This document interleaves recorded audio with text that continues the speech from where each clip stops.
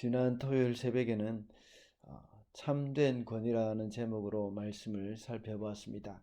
참된 권위는 공의를 행하는 것이고 백성을 섬기는 것이며 또 하나님과의 관계 회복에 힘쓰는 것이라고 했습니다. 오늘 본문 말씀에서는 선지자들의 죄에 대해서 책망을 하고 있습니다.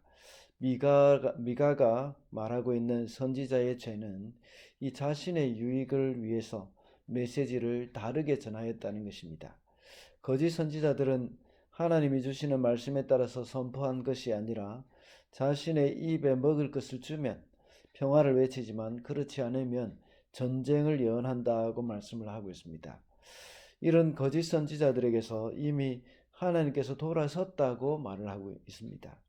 그리고 그들이 하는 예언은 이루어지지 않을 것이라는 말씀입니다. 자주 드는 비유지만 선지자는 이정표와 같습니다. 잘못된 길을 가지 않도록 해야 합니다. 그런데 사람들이 잘못된 길로 가면 분명히 멸망의 길인데 그 길로 가도 되는 것처럼 말을 하니까 이 분별하지 못하는 백성들은 안심하고 가다가 이렇게 멸망을 당하게 되는 겁니다. 우리는 거짓 선지자들을 잘 분별해서 거기에 현혹되지 않도록 해야 합니다. 그래서 오늘은 거짓 선지자를 분별하라는 제목으로 말씀을 살펴보도록 하겠습니다. 첫째로 거짓 선지자는 자신의 유익을 위해서 설교를 합니다. 5절입니다. 예언자라는 자들이 나의 백성을 속이고 있다. 입에 먹을 것을 물려주면 평화를 외치고 먹을 것을 주지 아니하면 전쟁이 다가온다고 협박한다. 이 말씀은 선지자들의 모습을 잘 표현해 주고 있습니다. 이것은 선지자들이 자신의 유익을 위해서 그때마다 다른 메시지를 전하고 있다는 말씀입니다. 그들에게 유익이 있고 그들의 마음을 기쁘게 해준다면 평화를 외친다고 말합니다. 그러나 그런 유익이 없으면 전쟁을 말합니다. 그때 당시에 선지자들은 특별히 생업을 위해서 일을 하지 않았습니다. 오직 하나님의 말씀에 사로잡힌 바 되어서 그 말씀을 백성들에게 선포하며 살았습니다.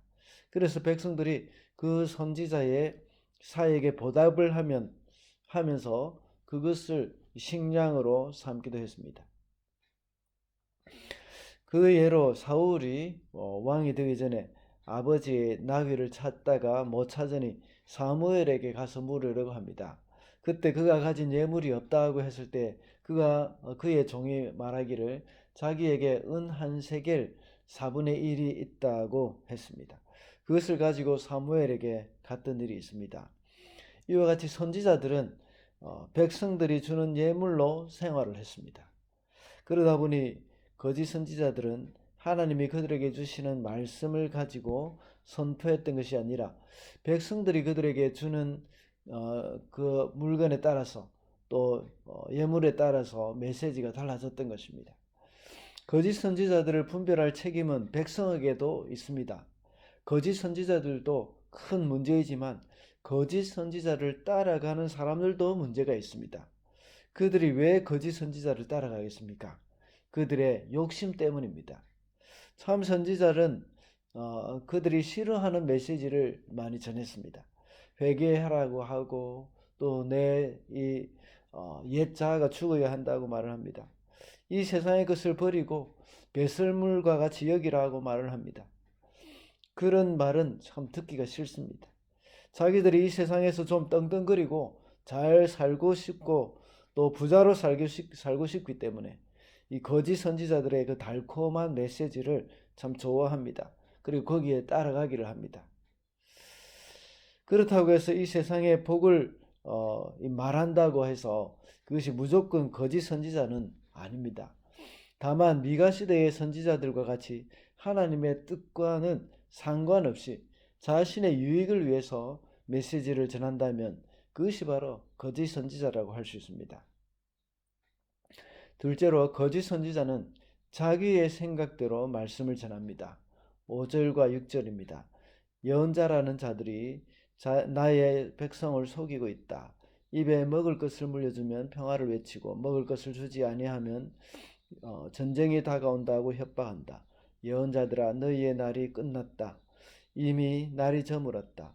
내 백성을 곁길로 이끌었으니 너희가 다시는 환상을 못 볼 것이고 다시는 예언을 하지 못할 것이다. 이 말씀은 7절과 함께 하나님의 심판이라고 할 수 있습니다. 날이 저물었다는 말은 하나님의 은혜와 무관한 상태라는 겁니다. 그리고 범죄로 인하여서 그들에게 희망이 사라졌다는 의미입니다. 이제는 하나님이 그들에게 메시지를 주지 않겠다는 뜻입니다. 하나님께서 말씀을 안 주시니 하나님으로부터 온 말씀이 아닌 자기의 생각대로 말씀을 전합니다. 앞서 말씀을 드린 대로 이스라엘의 선지자들에게는 하나님의 말씀이 임하여서 거기에 붙들려서 예언사역을 하면서 살았습니다. 성경이 말씀하고 있는 그 모든 선지자가 바로 이렇게 해서 기록된 것입니다. 이 선지서, 이 성경이 구약에서 말씀하고 있는 모든 선지서가 이런 하나님의 말씀이 그들에게 임하여서 기록된 겁니다. 여호와의 말씀이 임하였을 때는 그 말씀을 전하지 않고는 견디지 못하게 됩니다. 그래서 예레미야도 하나님으로부터 받은 말씀을 전하지 않고는 견딜 수 없었다고 말씀하고 있습니다. 그리고 에스겔도 역시 그발 강가 사로잡힌 자들 가운데 있을 때에 여호와의 말씀이 그들에게 특별히 제사장 부시의 아들 나 에스겔에게 특별히 임하였다고 말씀합니다. 이제는 이스라엘의 선지자들이 바른 말씀을 전하지 않음으로 인해서 더 이상 하나님이 이상을 보여주시지 않으셨고 말씀을 주시지 않으신다는 그런 말씀이 오늘 6절에서 그리고 또 7절에서 말씀하고 있습니다. 이제 하나님의 말씀이 임하지 않는데 그들은 말씀을 전할 수가 없습니다. 그러면 선지자의 사역을 할 수 없습니다. 그런데 사역을 계속하고 뭔가를 입에 물려고 하면 하나님이 주시지 않는 자신의 메시지를 전할 수밖에 없었던 겁니다. 아합 왕 때에 많은 선지자들이 있었습니다. 그때에 아합 왕에게 거짓 메시지를 줬습니다. 그래서 결국은 아합 왕은 전쟁터에서 죽게 되는 일이 일어난 것입니다. 오늘날에는 하나님이 성경을 우리에게 두셔서 더 이상 구약 선지자들 같은 그 사람들의 이 특별한 계시는 없습니다. 오늘날 목사들이 성경을 풀어서 말씀을 선포해야 합니다. 그러나 오늘날 설교자들 중에서 성경 말씀과 다른 것을 설교하는 그런 경우가 있습니다. 그렇지만 성령님이 우리 속에 계시기 때문에 우리는 그 말씀을 분별할 수가 있습니다. 사도행전 17장에 보면 베레아 사람들이 나옵니다. 베레아 사람들은 말씀을 받을 때에 간절한 마음으로 받고 그것이 그러한가 하여 날마다 성경을 상고했다고 말씀하고 있습니다. 이제 성도들은 하나님의 말씀을 상고해야 합니다. 이렇게 할 때에 우리는 분별을 할 수가 있습니다. 마지막으로 거짓 선지자는 결국 수치를 당하게 됩니다. 7절입니다. 선견자들이 부끄러워하며 술객들이 수치를 당할 것이다. 하나님께서 응답하지 않으시니 그들이 얼굴을 들지 못할 것이다. 선견자들이 부끄러워하며 술객들이 수치를 당할 것이라는 그 말은 그들이 한 예언이 더 이상 맞지 않았기 때문입니다. 그들의 그 거짓이 드러났기 때문입니다. 그들이 하는 말이 틀렸기 때문입니다. 그래서 부끄러워하게 되고 수치를 당하게 된다는 말씀을 하고 있습니다. 여기서 술객이라고 표현하는데 그들은 더 이상 하나님의 선지자가 아니라 이 술객과 같다, 점쟁이와 같다는 그런 말씀을 하고 있습니다. 그 이유가 무엇입니까? 6절의 말씀과 같이 그들에게 날이 저물었고 하나님으로부터 더 이상 메시지를 받지 못했습니다. 하나님으로부터 온 말씀이 아니라 자기 마음대로 말을 하다 보니 당연히 맞지 않게 되고 하나님께서도 역시 응답하지 않으셨기 때문입니다. 오늘도 거짓 선지자, 미혹의 영들이 많이 일어나 있습니다.